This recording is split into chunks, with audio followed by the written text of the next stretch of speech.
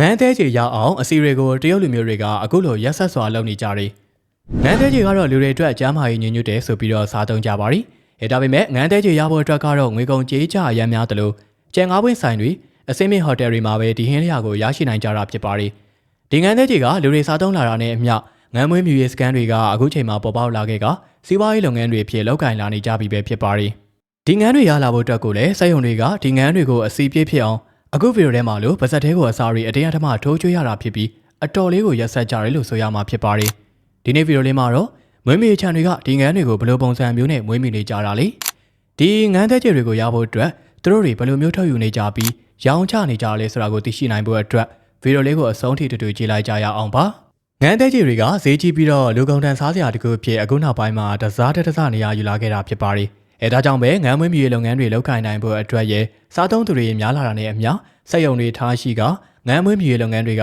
စတင်လုပ်ကိုင်ကြတာဖြစ်ပါတယ်။ဒီစက်ရုံမှာဆိုရင်ငန်းအကောင်ကြီးထောင်ထဲချီရှိပြီးတော့သူတို့တွေကဒီငန်းတွေကိုအကောင်ပေါက်စာကလေးကစတင်ကမွေးမြူကြတယ်လို့ဆိုပါတယ်။ဒီလိုအကောင်ပေါက်စာလေးတွေကအရန်ကြီးစိုက်တရတဲ့အရွယ်ဖြစ်တဲ့အပြင်အစားအစာစားတော့ပုံကိုလည်းသူတို့တွေကပိုက်တွေကနေတဆင်အစာတွေကိုကျွေးကြတာဖြစ်ပါတယ်။ဒါအပြင်အကောင်ငယ်လေးတွေကိုဆိုရင်အပူချိန်ကအစထိန်းညှိပေးရတာဖြစ်ပြီးလာသားရွယ်ဖြစ်တဲ့တစ်လကနေ2လအထိကိုတော့မွေးမြူရေးချန်တွေကနေလုံးဝမျက်ခြေမပြတ်ကိုစောင့်ကြည့်ရတာဖြစ်ပါတယ်။အဲဒီနောက်မှာတော့ငန်းတွေရဲ့ရွယ်စားက3ကီလိုဂရမ်ကနေ5ကီလိုဂရမ်အထိကိုရှိမှသာအပြင်ကိုတလဲရဲ့အထဲမှာတလဲထားကြတာဖြစ်ပြီးတော့သူတို့အတွက်နေရာကျကျနဲ့ထားပြီးမှသာငန်းအကောင်ရွယ်စားကကြီးလာကြတာဖြစ်ပါတယ်။ဒါအပြင်တချို့သောစက်ရုံတွေကငန်းတွေကိုပို့ပြီးတော့ကြီးစေခြင်းတဲ့အတွက်အစာစားဖို့အတွက်ငန်းတွေကိုချုပ်ကပိုက်ကြီးနဲ့လေပင်တွေကိုထိုးထည့်ကြတာဖြစ်ပါတယ်။ဒါမှပဲငန်းရဲ့သဲကြီးကအစီရီအပြည့်နဲ့အတော်လေးကိုစိမ့်လို့နေမှာဖြစ်ပါတယ်။ငန်းတွေအတွက်အစာကိုကြိတ်ထားပေးခဲ့ရတာဖြစ်ပြီးတော့ဂျုံပြောင်းစဲတွေကိုအရသာအမှုန့်နဲ့တခြားသောအာဟာရဓာတ်များစွာပါဝင်တဲ့ဖြည့်ဆက်စာတွေထည့်ပြီးတော့ကြွေးကြရတာဖြစ်ပါတယ်။ပြောင်းမှုစဲတွေက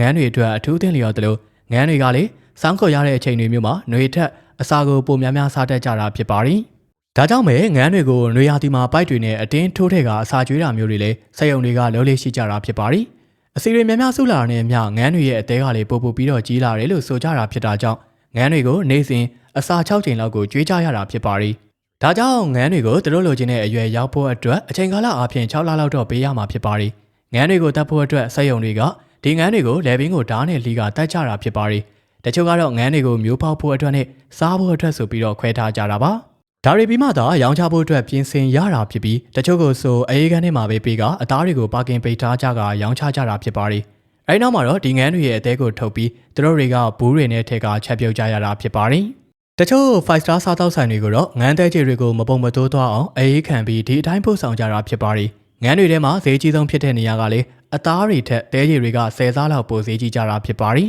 ။ငန်းတွေရဲ့တဲကြီးကလူတွေအတွက်တော့ခွန်အားရှိစေတယ်။တဲကြီးနဲ့နှလုံးအတွက်အားတိုးစေတယ်ဆိုပြီးတော့ဝယ်စားကြတာဖြစ်ပါတယ်။ဒါအပြင်ငန်းတွေရဲ့တဲကြီးအလိုက်ဈေးကလည်းအနည်းဆုံး15သိန်းကနေ30ကျော်လောက်ထိရှိနေကြတာဖြစ်ပါတယ်။